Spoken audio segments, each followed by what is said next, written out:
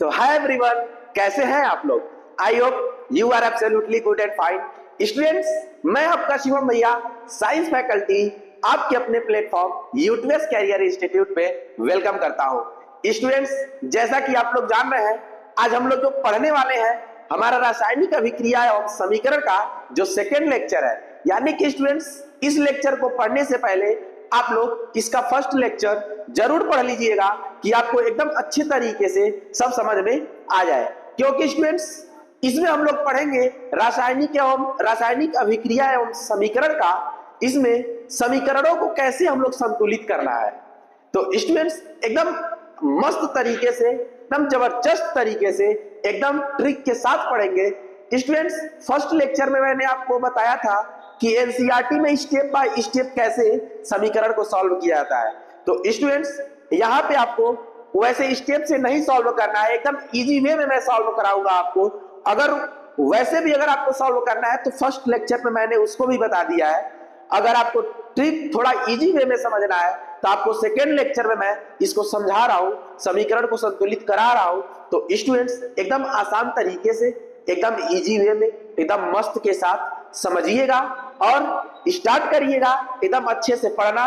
क्योंकि अब तो न्यू सेशन स्टार्ट हो ही चुका है, आराम आराम से ही चलना है, लेकिन चलते रहना है। तो चलिए स्टार्ट करते हैं विदाउट एनी डिले आज का सेशन, रासायनिक समीकरणों को संतुलित करना।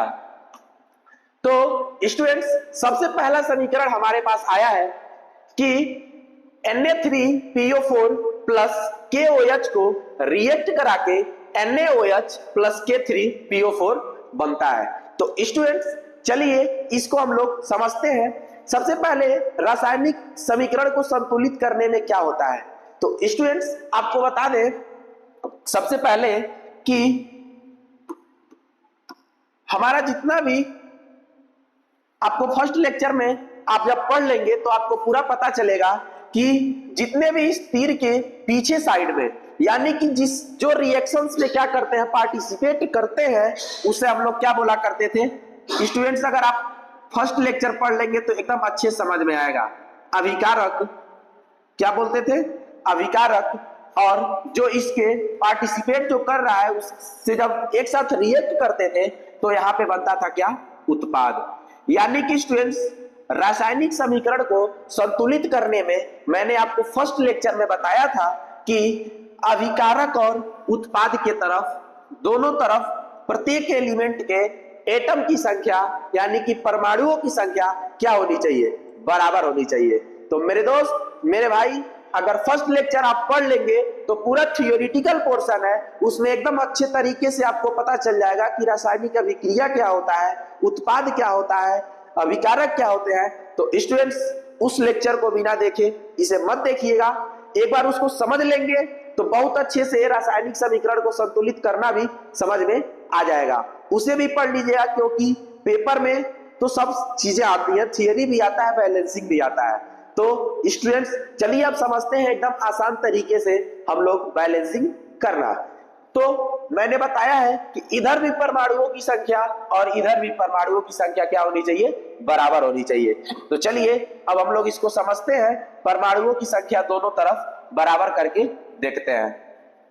तो स्टूडेंट, सबसे पहले आप लोग देख रहे होंगे कि एक कंपाउंड आपको यहां दिखाई दे रहा है और एक कंपाउंड आपको यहां दिखाई दे रहा है। अगर आप छोटे क्लासेस में पढ़े होंगे, 9th में पढ़े होंगे, तो आपको पता होगा कि बहुत सारे तत्व जब एक साथ मिलते हैं तो यौगिक बनता है, यानी कि कंपाउंड बनता है। तो यहाँ पे देख रहे हैं आप, सोडियम, फास्फोरस और ऑक्सीजन मिले हैं, यानी कि यहाँ पे 3 एलिमेंट मिलके क्या किए हैं? एक यौगिक को बनाए हैं। तो स्टूडेंट्स, तो यहाँ पे सबसे पहले हम लोग क्या करेंगे? बैलेंसिंग करने के लिए सबसे पहले क्या करेंगे? हम लोग एक यौगिक यानी कि एक कंपाउंड को उठाएंगे, ठीक है, उसमें उसकी परमाणुओं की संख्या सबसे पहले हम लोग लिख लेंगे। Na यानी कि सोडियम है, फास्फोरस है और ऑक्सीजन है, ले लेंगे। यहाँ पे सोडियम की संख्या कितनी है स्टूडेंट्स? 3, फास्फोरस कितना है? 1, ऑक्सीजन कितना है? 4, ऐसे लिख लेंगे, ठीक है। अब अगले कंपाउंड की तरफ देखेंगे तो अगले कंपाउंड को एक अलग बॉक्स में लिख लेंगे। क्या है? ये पोटेशियम हाइड्रोक्साइड है आपका, तो पोटेशियम की संख्या कितनी है यहाँ पे स्टूडेंट? 1, ऑक्सीजन की संख्या 1, हाइड्रोजन की संख्या 1। ठीक है, अब आपके रिएक्टेंट साइड यानी कि अभिकारक के साइड का आपने लिख लिया। अब आते हैं हम लोग प्रोडक्ट साइड पे। प्रोडक्ट साइड पे जब आएंगे तो प्रोडक्ट साइड में सबसे पहले पहला कंपाउंड हम लोग उठाएंगे, सोडियम है, ऑक्सीजन है और हाइड्रोजन है।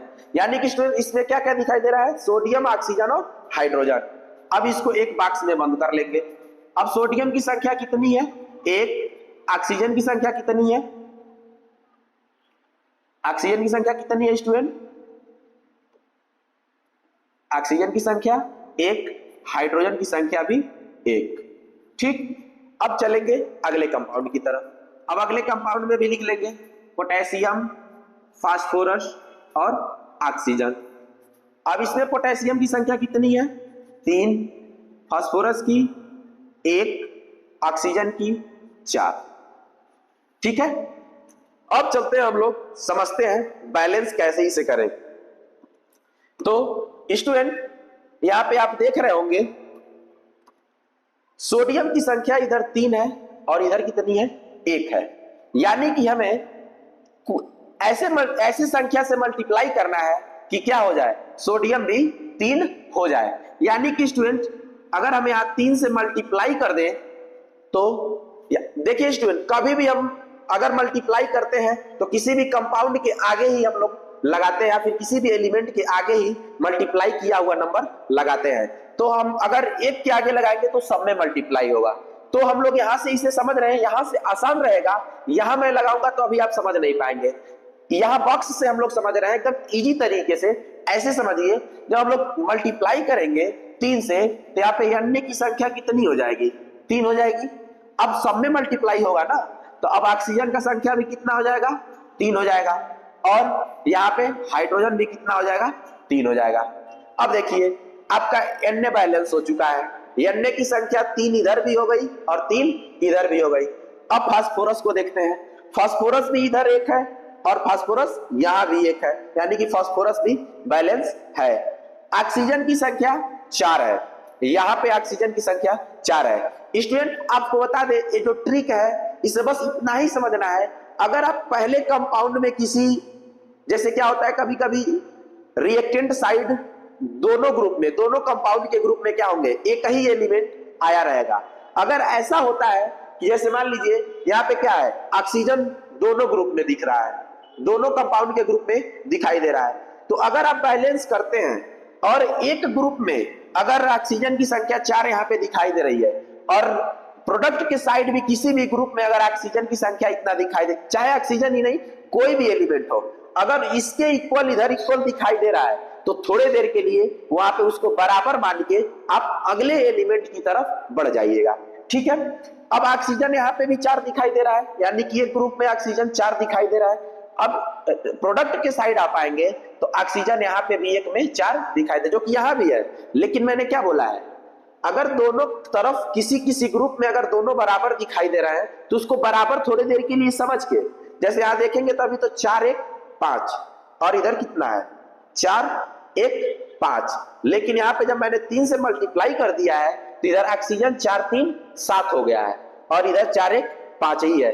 तो अभी यहाँ पे थोड़ा सा आप डिस्टर्ब हो सकते हैं, इसलिए आपको क्या करना है, बस इतना देखना है कि क्या दोनों तरफ ग्रुप में समान दिखाई दे रहा है क्या।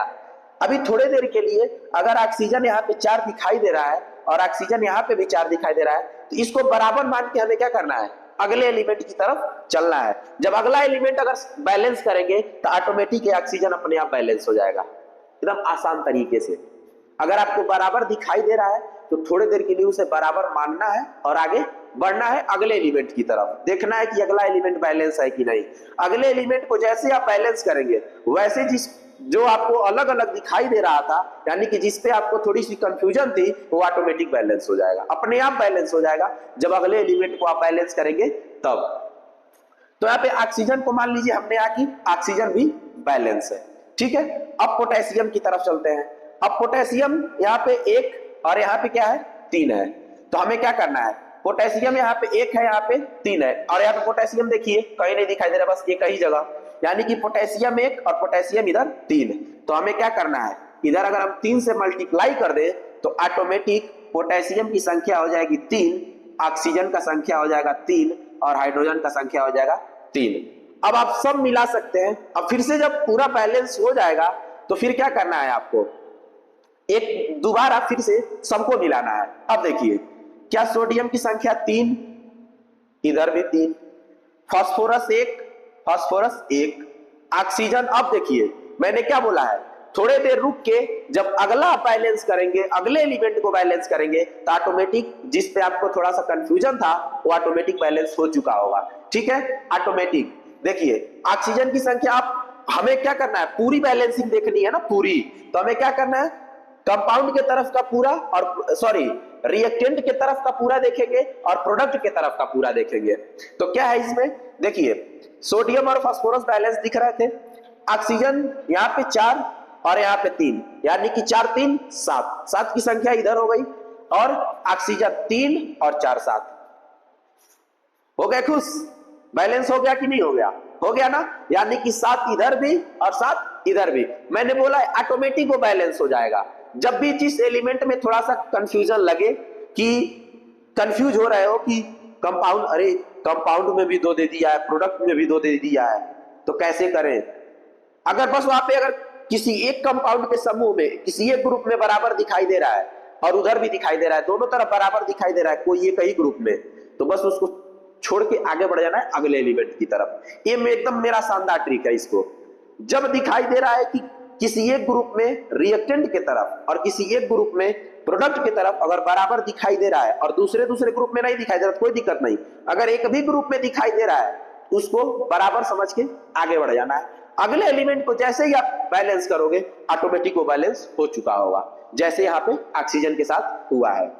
ठीक, तो यहाँ पे क्या किया आपने, मल्टीप्लाई कर दिया तो ऑक्सीजन भी 4 3 7 और 4 3 7 यहां भी हो गया।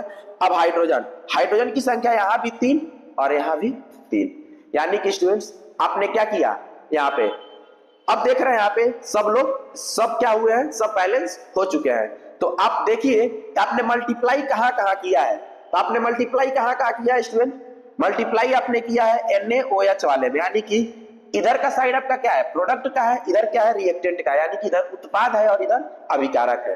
तो जैसे ही आपने इधर मल्टीप्लाई किया है किसमें, 3 से मल्टीप्लाई किया किसमें, NaOH में, तो आप इसके आगे 3 लगा देंगे। ठीक है, अब इधर आइए, अब इधर आएंगे तो आप देखेंगे रिएक्टेंट साइड यानी कि अभिकारक के साइड में किससे मल्टीप्लाई किए हैं, 3 से, और किसमें किए हैं, KOH वाले में, यानी कि 3 से मल्टीप्लाई इधर भी कर देंगे। बस आपका जो इक्वेशन था बैलेंस हो चुका है।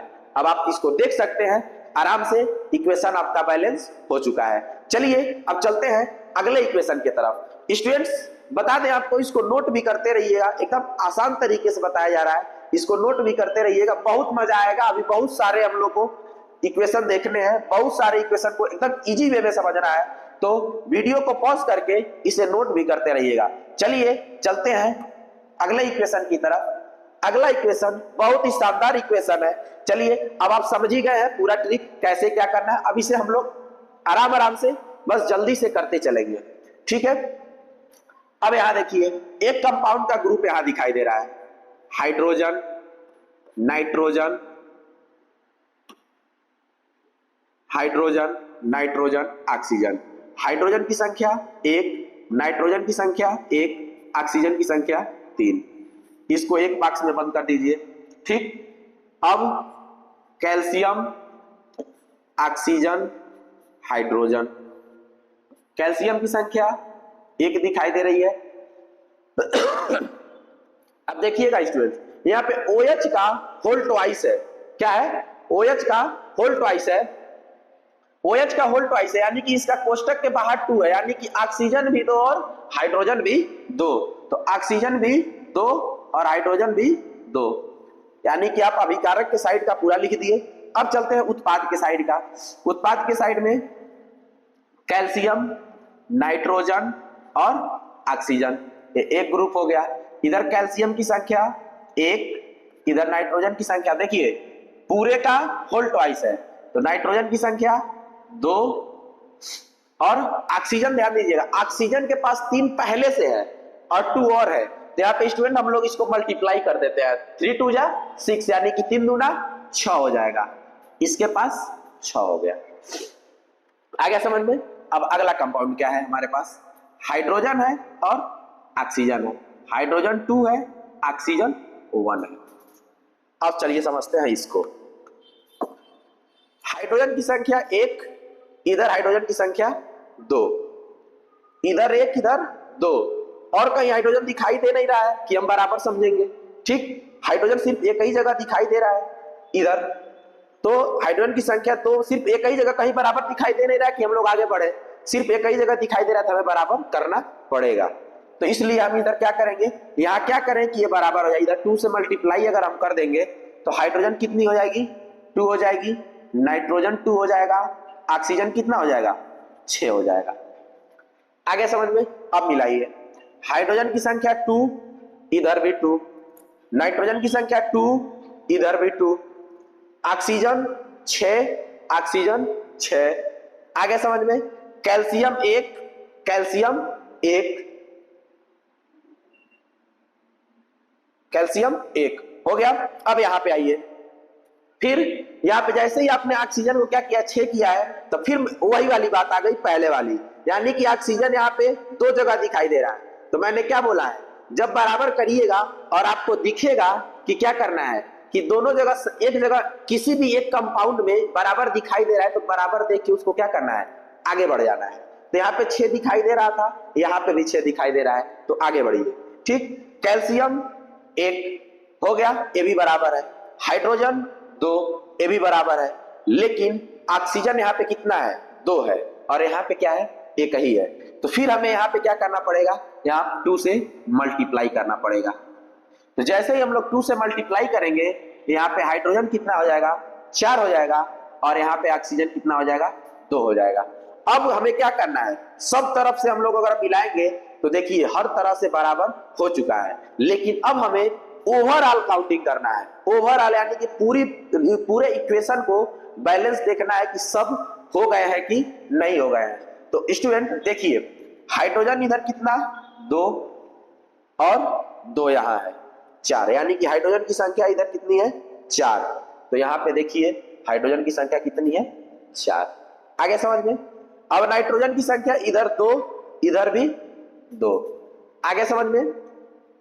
अब हमें ओवरऑल बैलेंस देख रहा है ना, किसी कंपाउंड को अब नहीं देख रहा है, अब ओवरऑल बैलेंसिंग हम लोग देख रहे हैं कि मतलब हमें देखना है कि इसमें कहां कहां लगाना है, सब चीजें हो चुकी है कि नहीं हो चुकी है।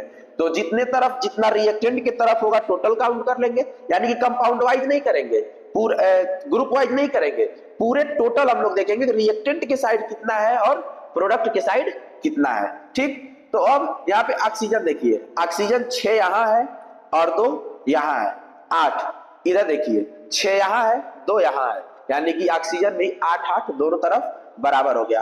और हाइड्रोजन, अगला हाइड्रोजन है, हाइड्रोजन 2 यहाँ और 2 यहाँ, 4 यहाँ, 4, यानी कि आप देख, और कैल्शियम 1, कैल्शियम 1, यानी कि आप देख रहे होंगे सभी इक्वेशंस के सभी एलिमेंट क्या हो चुके हैं, इक्वल हो चुके हैं। बस याद रखिएगा, जब भी आपको लगे कि एक ही एलिमेंट 2-2 ग्रुप में आया हुआ है, तो बस इतना याद रखना है आपको, मैं यही ट्रिक में समझा रहा हूं बार बार, कि अगर रिएक्टेंट साइड के किसी एक ग्रुप में उसकी संख्या प्रोडक्ट साइड के किसी एक ग्रुप में अगर बराबर है तो आगे बढ़ जाइएगा अगले एलिमेंट की तरफ। आगे समझ में, बस इतना ही याद रखिएगा, आगे बढ़िएगा, जब अगले को बैलेंस करेंगे तो पिछला वाला ऑटोमेटिक हो चुका होगा।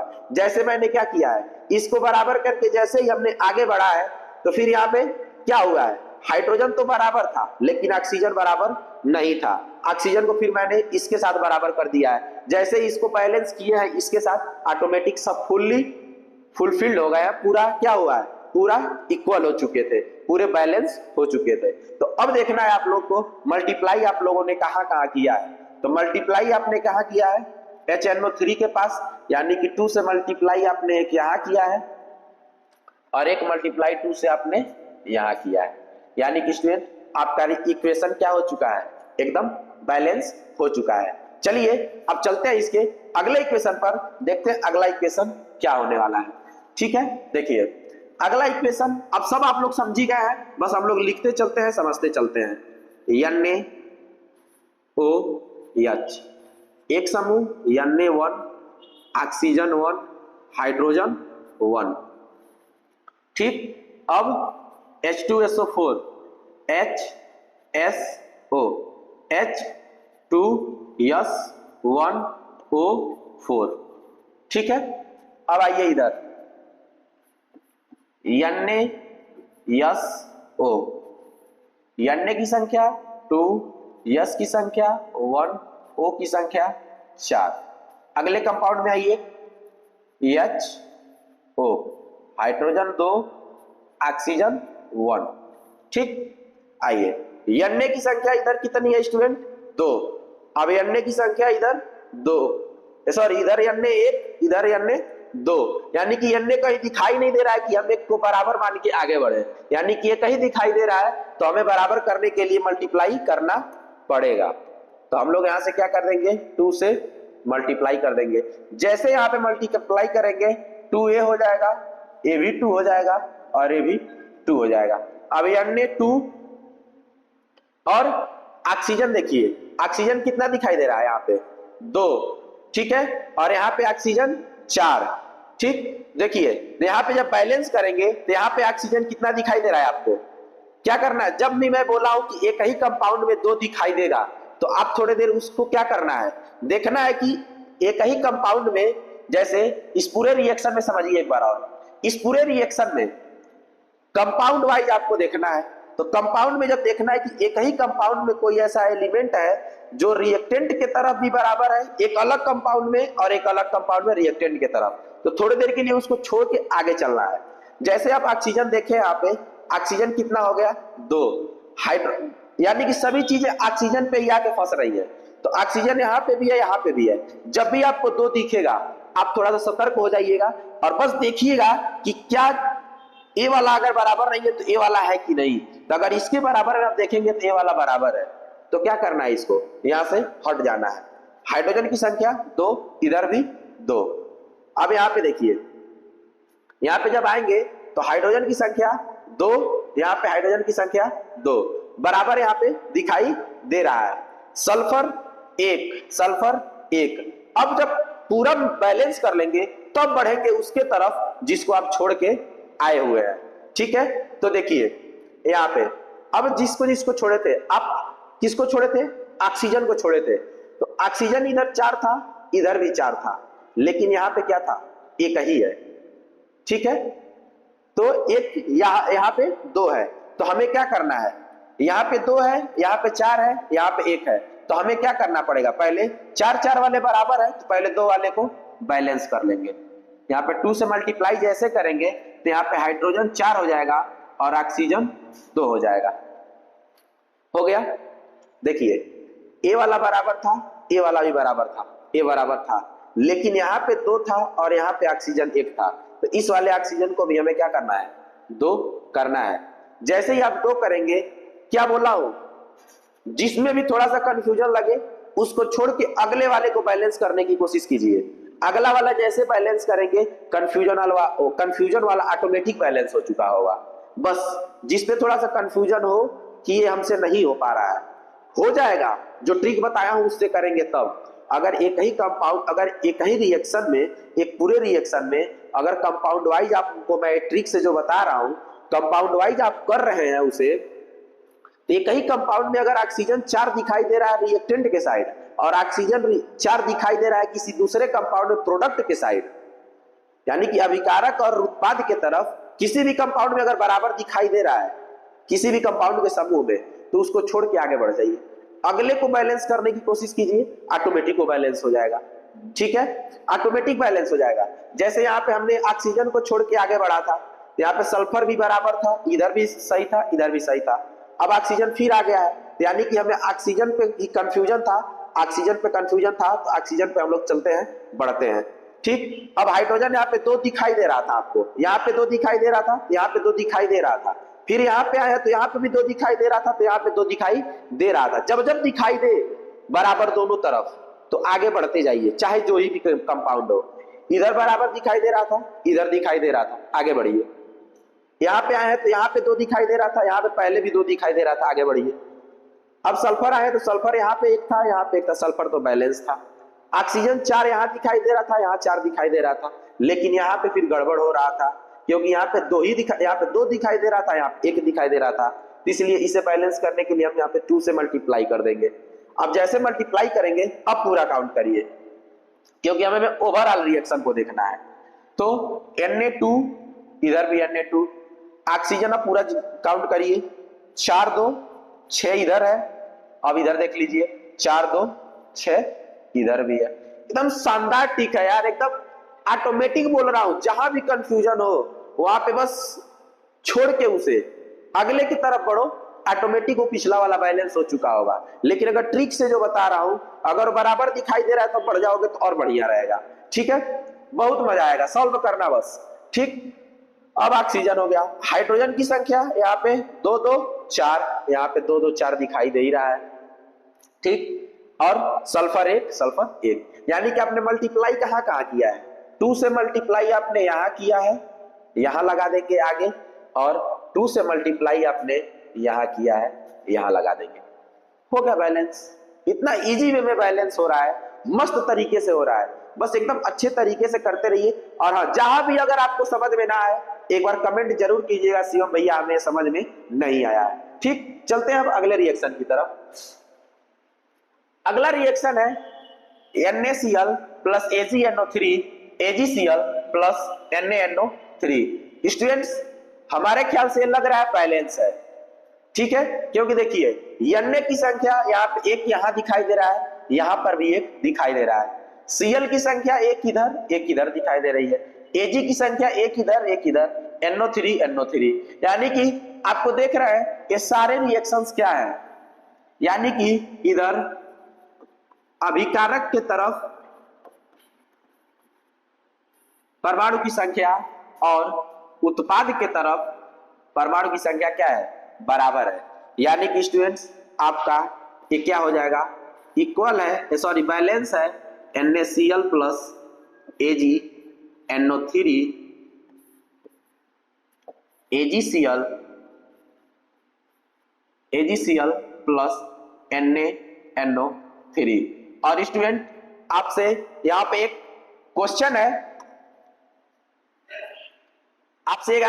है, आप कमेंट में इस इक्वेशन को, इस रिएक्शन को जरूर बताइएगा। अगर फर्स्ट लेक्चर आप पढ़े होंगे तो आपको जरूर पता होगा, आप देखते ही जान गए होंगे कि किस अभिक्रिया का ये क्या है, एग्जाम्पल है। कमेंट में जरूर बताइएगा कि ये किस अभिक्रिया का एग्जाम्पल है। ठीक, चलते हैं हम अगले इक्वेशन की तरफ। देखिए यहाँ पे क्या है दिया है, BaCl2 यानी कि BaCl, यानी कि इस ग्रुप में सिर्फ 2 ही एलिमेंट दिखाई दे रहा है। ठीक, यानी कि तो Ba की संख्या कितनी है, 1, कितना है 1, और Cl कितना है 2। ठीक, अब आते हैं अगले कंपाउंड में। अगले कंपाउंड में हाइड्रोजन, सल्फर और ऑक्सीजन, यानी कि इसमें हाइड्रोजन की संख्या कितनी है स्टूडेंट्स, 2, सल्फर 1, ऑक्सीजन 4। ठीक, अब चलते हैं हम लोग प्रोडक्ट यानी कि उत्पाद के साइड। उत्पाद में BaSO, यानी कि एक कंपाउंड में इतने दिखाई दे रहा है, Ba की संख्या 1, सल्फर 1, ऑक्सीजन 4। ठीक, अब अगले कंपाउंड में चलते हैं, देखते हैं H और Cl क्या है, HCl है, H की संख्या 1, Cl 1। ठीक, अब चलते हैं इसे बैलेंस करते हैं। अब देखिएगा Ba 1 इधर Ba 1, Cl 2 इधर Cl 1। अब देखिए Cl क्या सिर्फ एक ही जगह दिखाई दे रहा है ना, और एक ही जगह दिखाई दे रहा है, मैंने क्या ट्रिक में बताया है, जब 2 जगह दिखाई दे, इधर एक जगह या 2 जगह इधर दिखाई दे, या फिर इधर दोनों जगह दिखाई दे, दोनों जगहों में से किसी एक जगह में बराबर होगा, इधर के बराबर, अगर इधर के संख्या के बराबर, अगर प्रोडक्ट का भी कोई दोनों कंपाउंड में से एक बराबर होगा तो उसको देख के आगे बढ़ जाना है अगले एलिमेंट की तरफ। अगले एलिमेंट को बैलेंस करने की कोशिश कीजिएगा। जैसे ही उसको बैलेंस करेंगे वो ऑटोमेटिक अपने आप हो चुका होगा, देखेंगे आप। ठीक, इसके पहले मैंने दो में दिखाया भी है, दो रिएक्शंस में, दो इक्वेशन में मैंने दिखाया है आपको। ये अधिकतर ऑक्सीजन के साथ ही होता है, क्योंकि ऑक्सीजन बहुत सारे रिएक्शंस में जुड़ता है, अधिकतर हर एक एलिमेंट के साथ जुड़ा रहता है, ज्यादातर ऑक्सीजन के साथ ही देखने को मिलता है। और आपने इसके पहले जो दो देखा है वो दोनों ऑक्सीजन के साथ ही था। ठीक, बस याद रखिएगा। और सब ट्रिक इसी तरह है, एकदम आसानी से लगेंगे। जैसे यहाँ देखिए, यहाँ एकदम इजी से हो जाएगा। क्लोरीन 2 दिखाई दे रहा है, क्लोरीन एक ही दिखाई दे रहा है। इसमें कहीं क्लोरीन और है क्या? सिर्फ एक ही जगह है, और इधर एक है, इधर 2 है। इसलिए हम लोग यहाँ पे क्या करेंगे स्टूडेंट, 2 से मल्टीप्लाई कर देंगे। जैसे मल्टीप्लाई करेंगे हाइड्रोजन 2 हो जाएगा और क्लोरीन 2 हो जाएगा। ठीक, अब 2A हो गया, 2A भी हो गया। अब मिलाइए, बेरेल जो इसका BA जो है 1 है। ठीक, अब क्लोरीन कितना है? 2 इधर है और 2 इधर भी है। हाइड्रोजन 2 इधर है, 2 इधर भी है। सल्फर 1 इधर है, 1 इधर भी है। ऑक्सीजन 4 इधर भी है, 4 इधर भी है। यानी कि आपको मल्टीप्लाई सिर्फ किसमें करना पड़ा है? HCl वाले में। यानी कि उत्पाद के साइड में, किसमें? उत्पाद के साइड में आपने मल्टीप्लाई किसमें किया? HCl में। और कितने से किया? 2 से किया। यानी कि बस स्टूडेंट आपका क्या हुआ है? रिएक्शन बैलेंस हो चुका है। ठीक, चलते हैं अगले रिएक्शन की तरफ।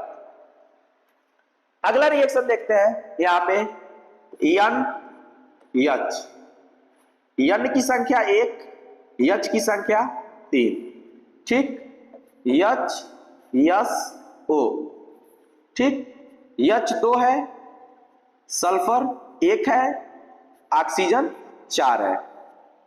अब उत्पाद साइड में चलिए, NHSO, यहां पे सब देखना है। ठीक, यहाँ पे नाइट्रोजन कितना है स्टूडेंट? होल ट्वाइस है, यानी कि यहाँ पे 2 है। अब हाइड्रोजन कितना है? 4 दूनी 8। मैंने पहले बता दिया है सब आपको। Sulphur 1, oxygen 4। ठीक है, सल्फर 1, ऑक्सीजन 4। अब देखिए यहाँ पे नाइट्रोजन 1, इधर नाइट्रोजन 2, यानी कि स्टूडेंट इधर 2 दिखाई दे रहा है और इधर 1 दिखाई दे रहा है। तो हम देखेंगे क्या नाइट्रोजन कहीं और भी है क्या? सिर्फ एक ही है ना, और एक ही है तो 2 है, इधर 1 है। तो हम लोग क्या करेंगे, इधर स्टूडेंट 2 से मल्टीप्लाई कर देंगे। जैसे इधर 2 से मल्टीप्लाई करेंगे नाइट्रोजन 2 हो जाएगा और हाइड्रोजन कितना हो जाएगा? 6 हो जाएगा। ठीक, अब देखिए नाइट्रोजन 2, नाइट्रोजन 2, हाइड्रोजन कितना हो गया? 6। देखिए इधर हाइड्रोजन, यहाँ पे हाइड्रोजन 6 दिखाई दे रहा है, इधर कहीं 6 दिखाई दे रहा है? नहीं दिखाई दे रहा है, और एक भी और दिखाई भी नहीं दे रहा है। तो 6 नहीं दिखाई दे रहा है, आगे बढ़िए। यहाँ पे आएंगे तो हाइड्रोजन 2, हाइड्रोजन 2 यहाँ पे दिखाई दे रहा है, इसमें कहीं दिखाई दे रहा है? नहीं दिखाई दे रहा है ना, आगे बढ़िए। सल्फर 1, सल्फर 1 बराबर है ऑक्सीजन 4, ऑक्सीजन 4। अब जब सब कर लेंगे तो लास्ट में जिसको छोड़ के आप आए हुए हैं उसको देखिएगा। अब उसको देखेंगे तो अब हमें ओवरऑल बैलेंस करना है ना, तो हम लोग क्या करेंगे, ऑटोमेटिक पूरे को देख लेंगे। तो 6 यहाँ है और 2 यहाँ है, यानी कि हाइड्रोजन की संख्या 8 इधर और 8 इधर। यानी कि आप देख रहे होंगे ये भी इक्वेशन क्या हो चुका है? बैलेंस हो चुका है। Nitrogen 2, nitrogen 2, oxygen 8, sorry hydrogen 8, hydrogen 8, sulphur 1, sulphur 1, oxygen 4, oxygen 4। आगे समझ में? यानी कि आपने मल्टीप्लाई कहाँ किया? मल्टीप्लाई यहाँ इसमें NH3 में आपने किया। ठीक है, चलते हैं अगले रिएक्शन की तरफ, देखते हैं अगला रिएक्शन।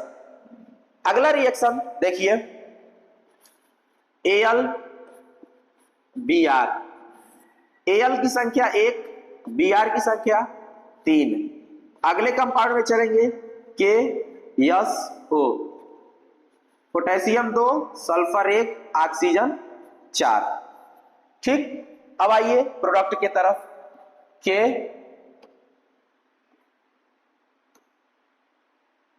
KBr, ठीक, K1 Br 1। अब इसमें चलिए एल्यूमिनियम, सल्फर हो गया, ऑक्सीजन हो गया। एल्यूमिनियम कितना है? 2, सल्फर कितना है स्टूडेंट? 3। देखिए होल थ्राइस है। और ऑक्सीजन कितना है? 4 तिहाई 12। क्योंकि होल थ्राइस है स्टूडेंट, तो यहाँ पे 4 तिहाई 12 कर देंगे। अब देखते हैं एल्यूमिनियम की संख्या इधर 1, इधर कितनी है 2, मल्टीप्लाई कर देंगे 2 से, 2 से मल्टीप्लाई करेंगे 2a हो जाएगा, और ब्रोमीन कितना हो जाएगा 6 हो जाएगा, 3 दूना 6। अब एल्यूमिनियम 2, एल्यूमिनियम 2, इधर ब्रोमीन 6, इधर ब्रोमीन 1, ठीक है, इधर ब्रोमीन 1। अब जब आप इधर मल्टीप्लाई कर लिए, क्या बोला हूं, जब भी आपको थोड़ा सा कंफ्यूजन लगे कि अब कहीं गड़बड़ हो रहा है तो तुरंत आगे बढ़ जाइएगा, अगले एलिमेंट पे चलिए। यहाँ पे पोटेशियम 2, यहाँ पे पोटेशियम 1, ठीक है, पोटेशियम यहाँ पे 2, यहाँ पे 1। अब आपको लग रहा होगा कि इधर हम अगर मल्टीप्लाई कर दें तो ए पोटेशियम 2 हो जाएगा, तो ए पोटेशियम भी 2 हो जाएगा। तो जैसे ही आप इधर क्या करेंगे 2 से मल्टीप्लाई करेंगे, यहाँ पे तो पोटेशियम इधर 2 है, तो इधर भी पोटेशियम कितना हो जाएगा 2, और ब्रोमीन इधर भी 2। आगे समझ में हो गया। अब इधर चलिए, सल्फर 1, सल्फर इधर 3 है, ठीक है, इधर सल्फर 1, इधर सल्फर 3, इधर ऑक्सीजन 4, इधर ऑक्सीजन 12।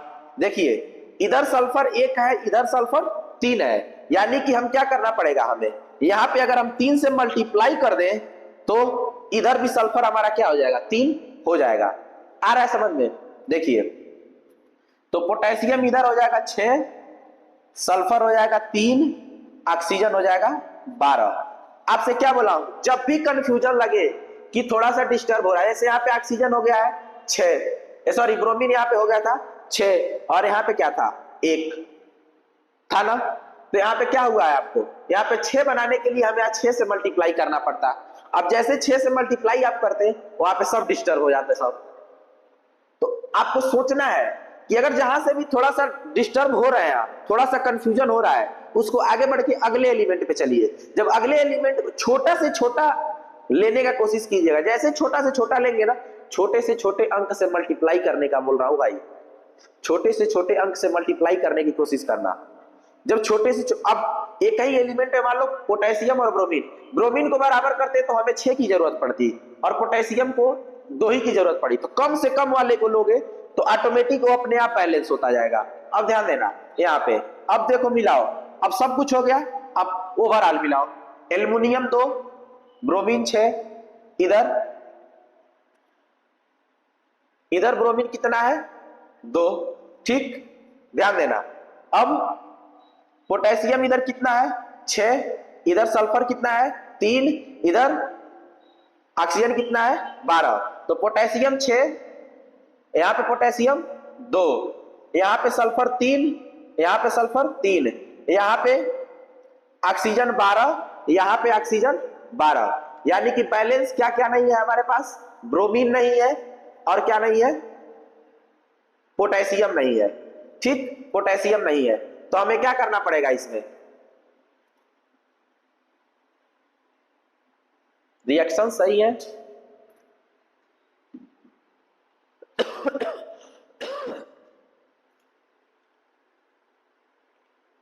टू से मल्टीप्लाई कर दिया हमने, एल्यूमिनियम 2, इधर एल्यूमिनियम 2 हो गया, जब इधर हमने मल्टीप्लाई किया 3 दूना 6 हो गया, इधर भी 6 करना है हमें, तो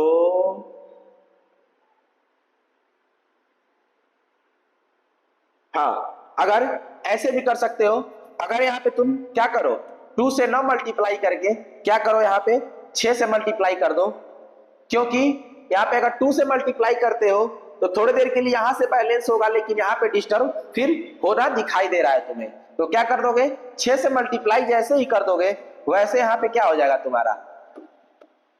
स्टूडेंट एक ट्रिक बताया जा रहा है, ट्रिक को थोड़ा सा संभल के जैसे सॉल्व करोगे, कहीं कहीं थोड़ी सी दिक्कतें आती हैं, अगर उसको सॉल्व करोगे तो थोड़ा काटना मिटाना पड़ेगा, लेकिन सही हो जाएगा, ठीक, एकदम आसानी में सही हो जाएगा। अब यहाँ पे मल्टीप्लाई किए तुमने किया तो यहाँ पे क्या हुआ, पोटेशियम भी 6 हो गया और ब्रोमीन भी 6 हो गया। अब देखो ब्रोमीन इधर, अब एल्यूमिनियम 2, ब्रोमीन 6 इधर भी हो गया। अब यहाँ पे देखो पोटेशियम 6, सल्फर 3, ऑक्सीजन 12, थोड़े से काट, कहीं कहीं ऐसे रेयर केसेस आते हैं स्टूडेंट की थोड़ा बहुत इधर उधर काटना पड़ सकता है। ठीक, पहले उसको मैंने बैलेंस किया था पोटेशियम के हिसाब से, लेकिन जब मैंने पोटेशियम के हिसाब से किया है तो फिर इधर डिस्टर्ब हो गया है, यानी कि हमें इधर 6 की जरूरत थी, तो 6 से मल्टीप्लाई कर देंगे, हो गया। इतना इजी वे में हो रहा है बस।